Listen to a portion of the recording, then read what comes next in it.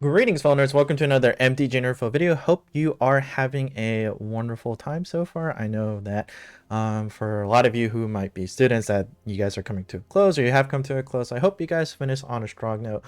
Good thoughts, good vibes, prayers, and all that stuff going to you guys.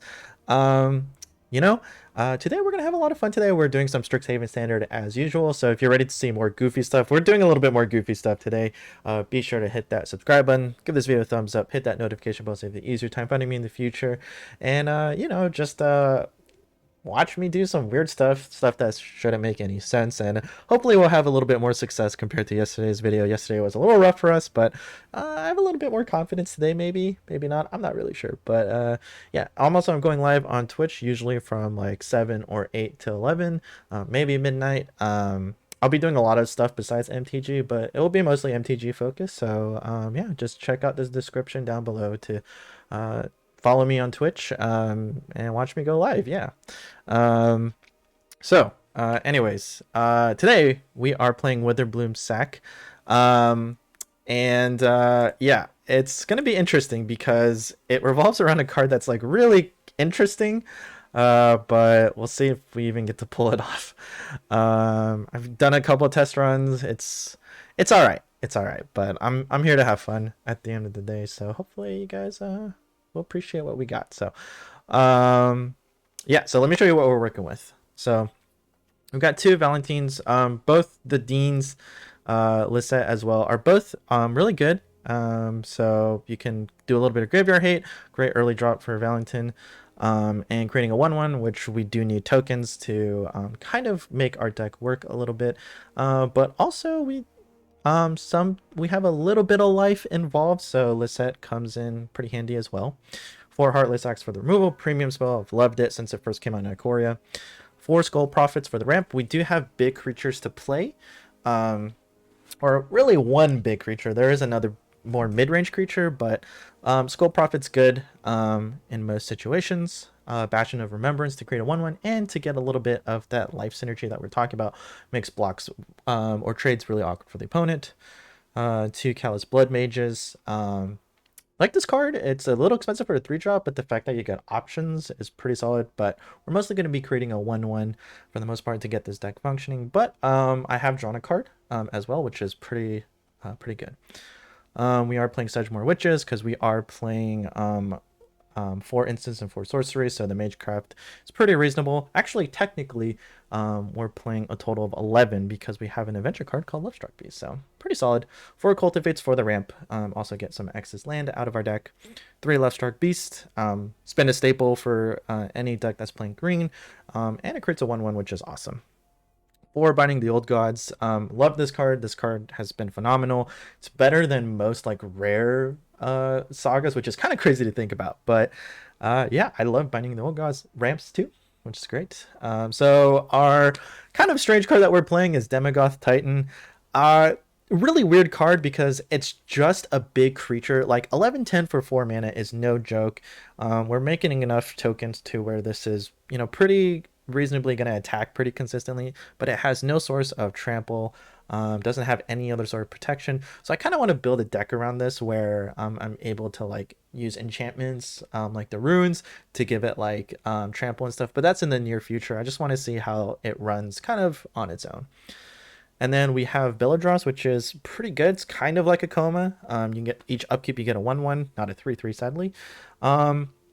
Probably not going to be paying the 10 life, so very expensive for 7 mana, but it's not without its good profit with creating a 1/1 each upkeep. So that's something to consider. Definitely a more of a commander card, but as you know, we're going to try goofy things here.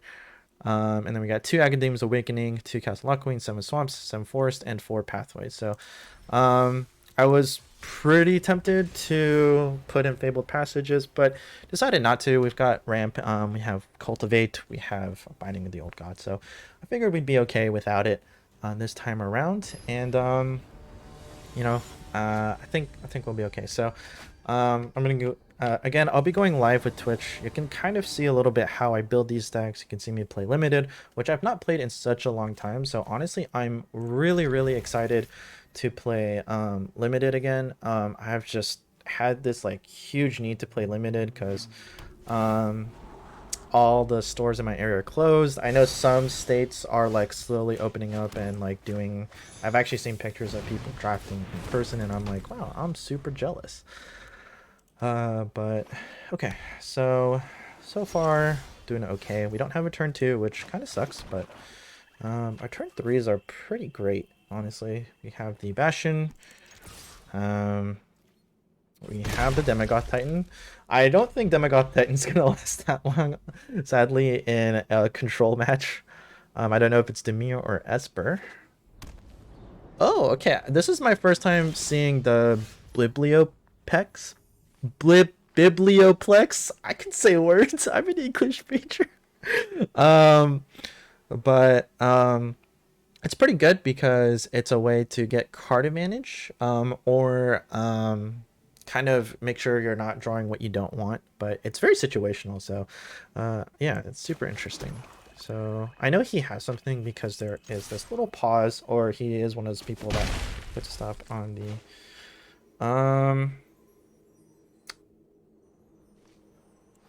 I guess I don't really care if the Sedgemoor Witch gets countered, so I'm just gonna I'm pretty sure he has a counter spell, so I just want to try to see.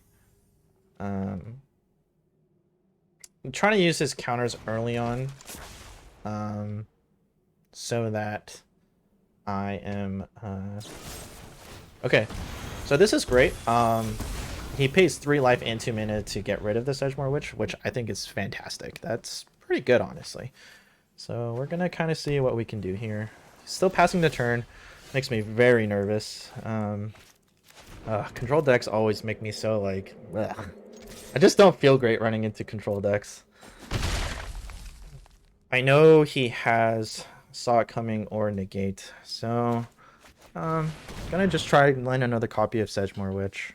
Control decks are always a little bit harder to play around, especially in this type of deck, so.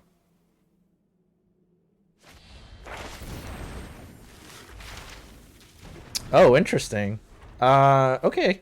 So that's more of a tempo card. I've not seen anyone play Divide by Zero, but the learn is actually pretty important here. So, yeah, that's pretty cool actually. Okay. So we can do multiple things. Well, actually we can't. Can do one nice thing. So, we can hold up for a Heartless Act, which I don't think that's going to come in handy, but I'm gonna just try to get the opponent to use as many cards as possible. So what's really good about this is that if they're spending stuff to target Sedgemoor Witch, they are losing life. So that's pretty nice. Do I get to draw a card? So this is great. They allowed me to draw a card and they lost 3 life. So Sedgemoor Witch actually kind of doing a lot of work here. And what's also good about this is that next turn I'm going to be able to do 2 3 mana 6 things, so I'm going to have options here. Cling to Dust. Okay, pretty good on the opponent. Get some life back. Looks like they're slowing down a bit, which is pretty nice. And this 1/1 human has been doing a lot of work for us, so. So I'm going to try and land a Sedgemoor Witch, and I'm going to land a Bastion here. Looks like they have a counterspell for the Bastion. Yeah, I did say they had a negate, so I had to run into it at some point, so I guess now is the time for it. Man, they're gonna... Oh, okay, that's actually somewhat unfortunate. Do have a Cultivate here. I'm just gonna play the Demagoth Titan. Seems weird, and I'm gonna Cultivate just to get rid of some lands. So we have plenty of lands. What's also good is that we have a Castle Lockwain, so that's pretty nice. I can get in for 11 if I sack the Lovestruck Beast. I don't know if that's the play, to be quite honest. Yeah, but hey, I mean, I just like the Demagoth Titan. I love big creatures. That's always been my thing. Just enjoyed playing it. They're getting actually really close to using the Biblioplex. Wow, I cannot say a single word today, so... Ooh, wait, that was fantastic, actually.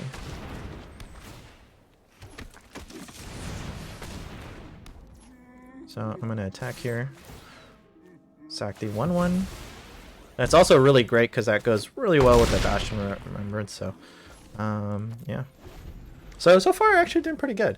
And if he plays destruction stuff, then we can actually win because he'll lose the life from killing one of our stuff, and then we can actually kill one of our own creatures to trigger Bastion Remembrance again. So opponent's in a really tight spot, actually. So this is going to be interesting. Sure.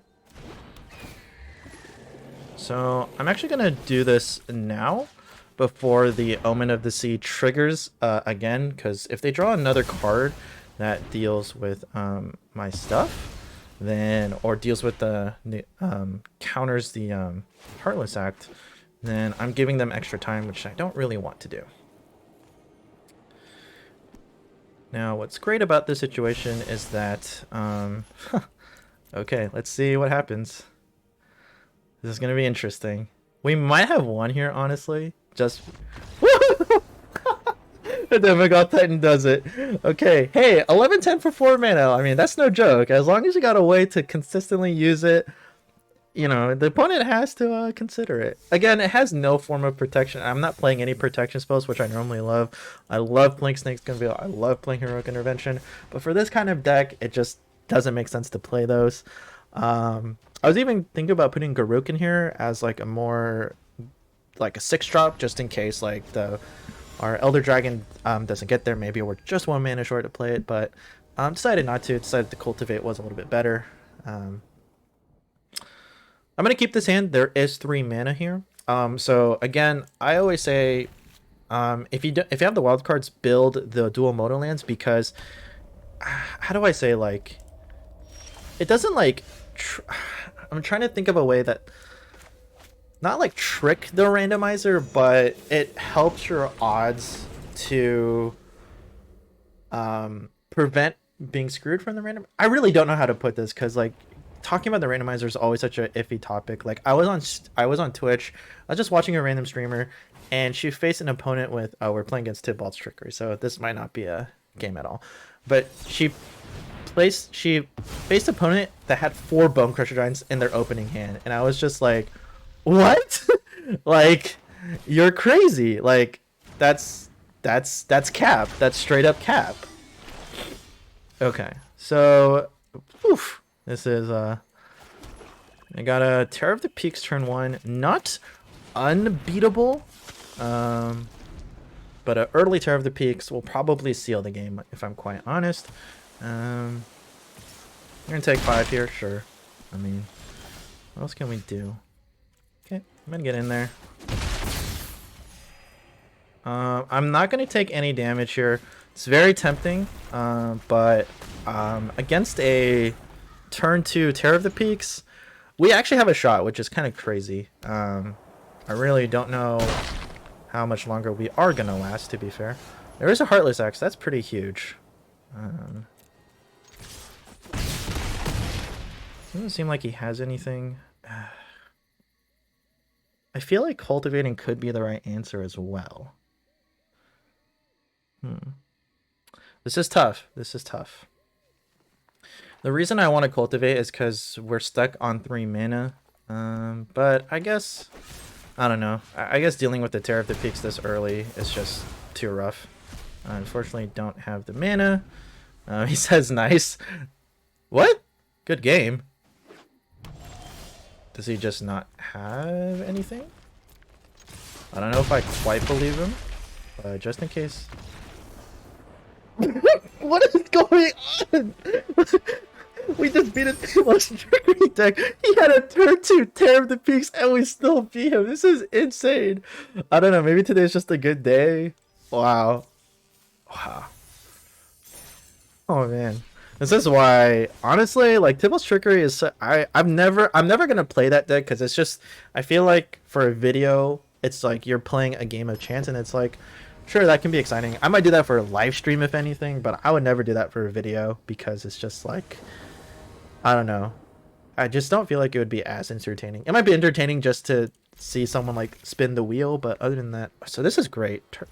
Solid plays here. We don't have a turn 2, but a turn 1 kind of makes up for that, so.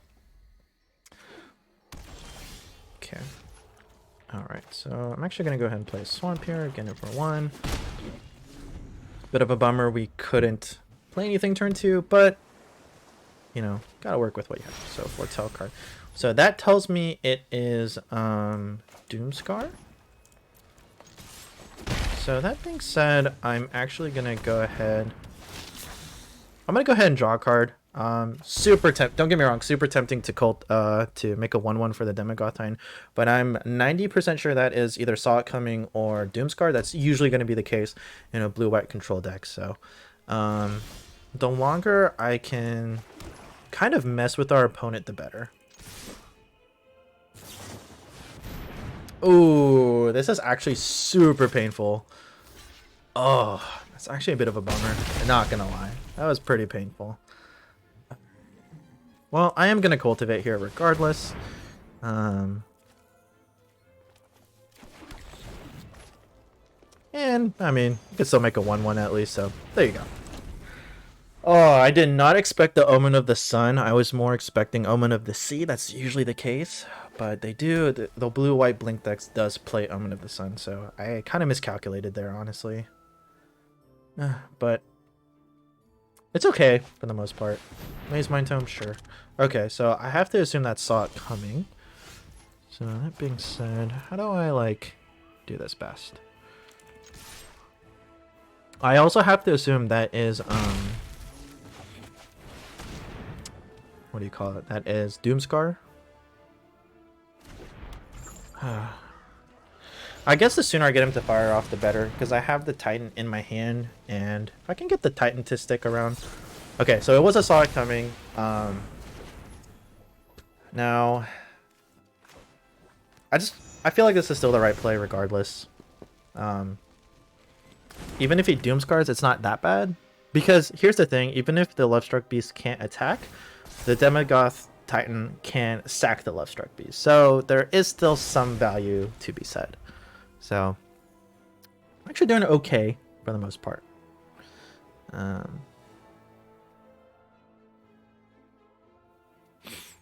We have a Heartless Act just in case they are playing the Yorion, which is usually their creature for the most part. They might be playing a Dreamcrawler, but Heartless Act does not answer Dreamcrawler anyway. So, okay, so this is good.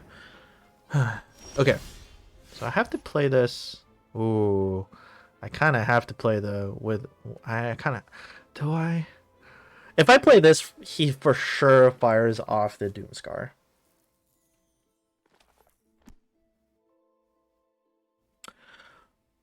I want to play Witherbloom so bad, but it's the wrong thing to do. The right thing to do is to play a little bit more safe. Get in there for 5, play a 5/5. I really wanted to play Witherbloom, but we just need to draw a land as well. So he might actually just straight up tap out for the Doomscar at this point. So, because if he's not going to play Doomscar now, he's in a lot of trouble. Because this is 10 damage. It'll bring him down to 4. So you just got to play a little bit slow with control. Like, you don't want to just fire off all your big answers. Of course, playing risky is always more fun, but in a best of 1, you got to play a little bit smarter, right? So, oh man, it was so tempting though, guys. I really, really wanted to play Witherbloom. Do not get me wrong. I was like, how can I not play Witherbloom? But okay, so this is good because he's tapped out as well. This is very important. So he's tapped out. He's gonna make 1/1s, which is important, but and gain 2 life. But oh, he actually interesting. So he actually is gonna reset the Maze Mind Tome. I don't think that's the wrong choice, to be quite honest, but that's just my opinion. So I'm actually gonna go ahead and attack with everybody here. So I am gonna force him to fire off the Doomscar now. And the reason for that is he's going to tap out next turn, and he would have to have another answer yeah. So I think we're okay. I'm 80% sure he has a Doomscar, but I'm going to force him to fire it off now. I could have waited for the Bastion, but I just don't know how long that's going to take. Even though I'm playing 4 up, we haven't drawn them, and that's okay. We have other Witherblooms as well, so we have a very good shot of winning the game. We are in control. I wish we also drew a Castle Lockwing. That would have been fantastic, but okay. Here comes a Doomscar. It's gonna happen. We just have to force him to use it. Does he not have it? No way. No way he doesn't have it. Whoa, this would actually be straight up insane. No way. No way he doesn't have it. Oh my god. Does he not have it? We drew a second one, so I'm going to attack with everything here. No way he does not have it. Okay, that's fine. I mean, if that's what he's working with. Wow. Wait, are we actually gonna pull this off? I don't know. Maybe this deck is a lot better than I give it credit for. What is this? Oh, okay. Master tokens. Okay. I mean, you're still dealing with a 4/4 flyer, so have fun with that. Does he create a flyer from this? Oh, he does create something with flying. Okay, he's not out of it. And I played the Witherbloom that he knew I had, so that's super important to know. Because he doesn't know I have a second one. Now, don't get me wrong, super tempting to play the Titan, but it is not the right answer right now. Just because the Witherbloom Dragon creates tokens on top of tokens, if he plays this and we draw a removal spell, we pretty much win the game. I don't think that creates enough blockers either. And he's not even going to play it right now. Yeah, it creates 1, 2, 3. Yeah, so that wouldn't even win him the game. He's looking for the Doomscar. So that means he doesn't have it, because he probably would have fired it off a long time ago. So I guess we could have played the Demigod Titan, but the fact that we still have the Titan is super important. So. Did he find it? He put 2 at the bottom, I think. I wasn't paying attention. I looked away for a hot second. Does he not have it? Do we win? Did we go 3-0 today? Okay, he's still drawing. I don't think he has it. Oh my god, wait. Is this actually a good deck? Or I think there was a lot of luck involved, but that's kind of insane, honestly. Beating control decks. Oh man, that's such a good feeling, honestly. That's such a good feeling. There's so many creature decks that actually do really well against control right now. So I'm gonna put a stop to it there. So again, I am going live today, or at some point by the time you see this video. Usually again from 7 or 7:30 to 11, maybe midnight. I might even cut it short, just depending how tired I am or how much work I have the next day, since I still do work full time. So that is something. Hope you guys will understand. But yeah, hopefully you guys enjoyed that. I mean, I know I did. That was kind of insane.